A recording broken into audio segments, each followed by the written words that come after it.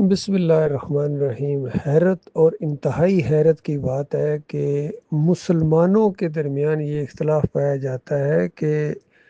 مردے سنتے ہیں یا نہیں سنتے ہیں۔ یہ ایک مولوی صاحب کا آج بیان سنا ہے، یہی والی تصویر انہوں نے لگائی ہوئی تھی قبرستان کی، اور حضرت صاحب ثابت کہہ رہے ہیں کہ یہ مردہ زندوں سے بھی زیادہ سنتا ہے۔ اندازہ لگائیے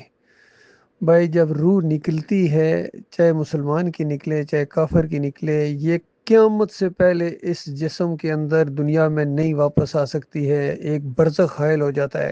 ایک لمحے کے لیے بھی اگر کوئی عقیدہ رکھتا ہے کہ یہاں واپس آ جاتی ہے اس جسم کے، اس کا کنیکشن ہو جاتا ہے، وہ خالص کافر ہے اللہ کی کتاب کا اور مشرک ہے اور شرک پھیلانے والا ہے، کیونکہ شرک اسی فلسفے کے اوپر کھڑا ہے کہ بابا جی زندہ ہیں، سنتے ہیں، دیکھتے ہیں، پہچانتے ہیں۔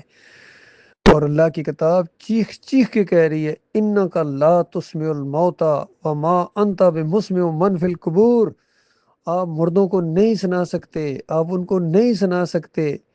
جو قبروں میں چلے گئے ہیں۔ یہ اوپر برزخ میں جب چلا جاتا ہے انسان، وہاں جو انسان کا قبر ہے، ٹھکانہ ہے، یہ جسم کا ٹھکانہ یہ قبر دنیاوی جسد انصری کا، اور روح کا ٹھکانہ وہ اوپر جہاں برزخ کے اندر اس کو قبر ملتی ہے۔ سورہ العبس کے اندر اس کا پورا ذکر ہے کہ ہر مرنے والے کو قبر ملتی ہے۔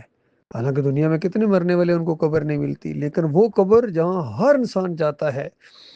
اگر نیک ہے تو حسب حیثیت اس کو جو بھی جسم ملتا ہے، جس طریقے سے برا ہے تو اس کو وہاں مار پڑتی ہے۔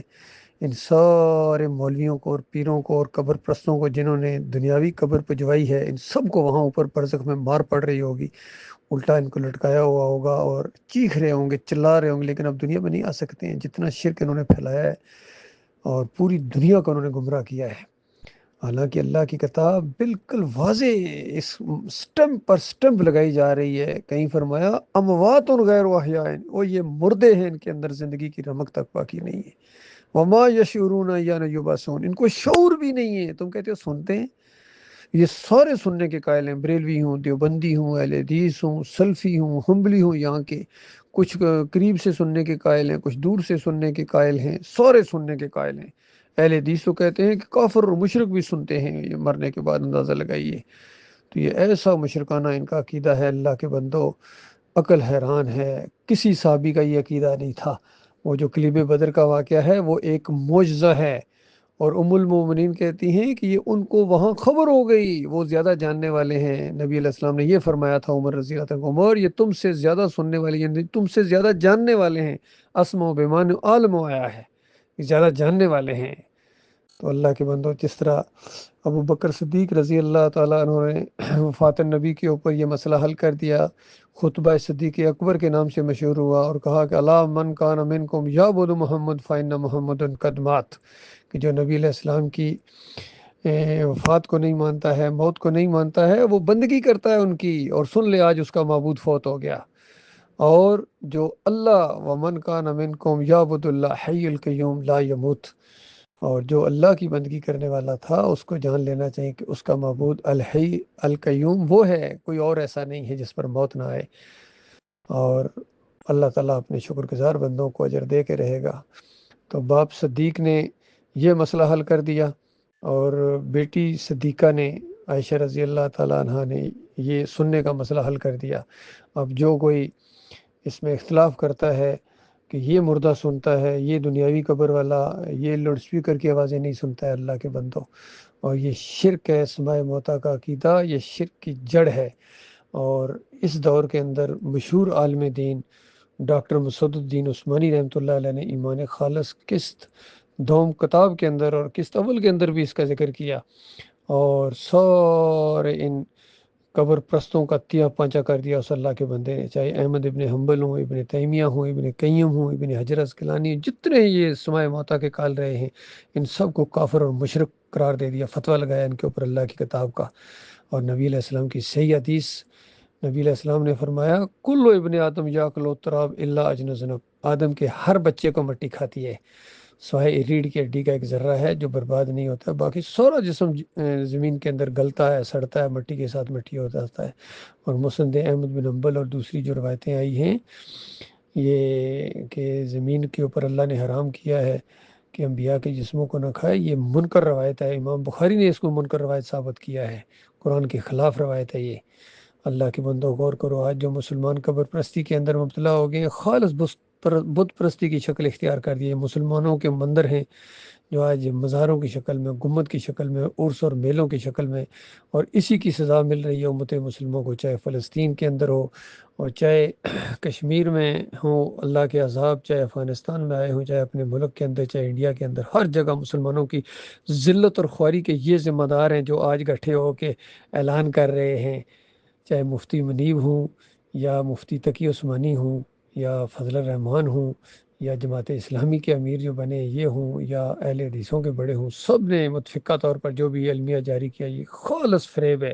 یہ بالکل اسی طرح کی ان کا علمیہ ہے جس طرح چوہوں نے گٹھے ہو کے کہا تھا کہ مسئلہ حل ہو جائے اگر بلی کے گلے میں گھنٹی باندھ دی جائے۔ سورے نے ناچنا شروع کر دیا خوشی کے ساتھ، اور آخر میں ایک سرفرے نے کہا باندھنے کون جائے گا، گھنٹی باندھنے کو سب کے ہوش ٹھکانے آ گئے۔ تو بتاؤ کہاں جائے گا، لڑنے کون جائے گا؟ بتاؤ،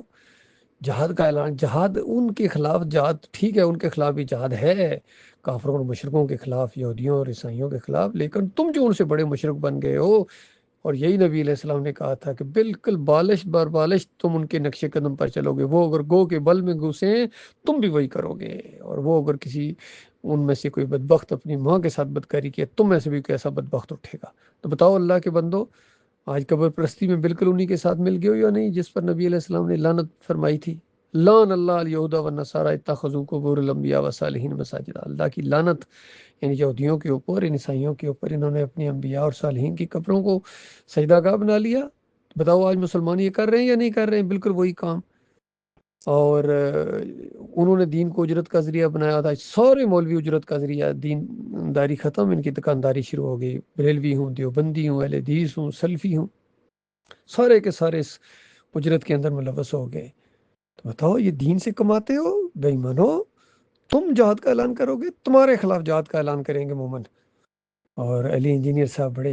جوش سے ان کو سب کو کہہ رہے ہیں حفظ اللہ تعالیٰ، اللہ ان کی حفاظت فرمائے، یعنی اللہ ان کی شرک کرنے والوں کی، کفر کرنے والوں کی، دین فروشی کرنے والوں کی اللہ حفاظت فرمائے، اللہ لعنت بھیجتا ہے ان کے اوپر، بے ایمانوں کے اوپر۔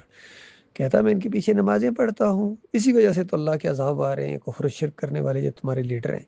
جب تک ایمان بالکل صاف نہیں ہوگا کوئی خیر امت کے اندر نہیں آ سکتی، کوئی ان کا عمل اللہ کے قابل، ان کے اوپر نماز فرض نہیں ہے، یہ جہاد کیا کریں گے؟ ان کے اوپر روزے فرض نہیں ہیں، ان کے اوپر صرف آگ فرض ہے، جہنم کی آگ کا لاوا، جس کے اوپر ان کو ہمیشہ اس کے اندر جانا ہے، کیونکہ اب یہ امام کیا، اب یہ مقتدی بننے کے لائق نہیں رہے۔ اللہ کے بندو یہ باتیں تلخ ضرور ہیں لیکن یہ حقیقت ہے، مانو گے اپنا بھلا کرو گے،